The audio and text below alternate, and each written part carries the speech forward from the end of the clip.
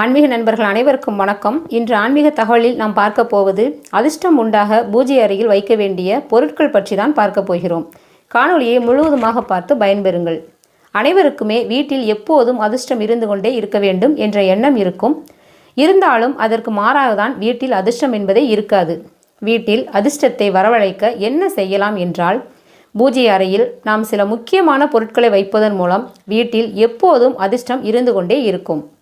அதில் முதலாவதாக வசம்பு, வெட்டிவேர், ஏலக்காய், இலவங்கம், பச்சை கற்பூரம். வெள்ளிக்கிழமையன்று சுக்கிரஹோரையில் ஒரு மஞ்சள் துணியை எடுத்துக்கொள்ளுங்கள்.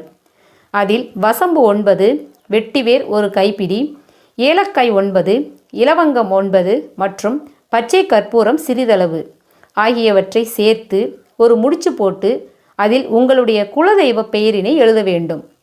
இந்த முடிச்சினை பூஜை அறையில் மேற்பகுதியில் வைத்து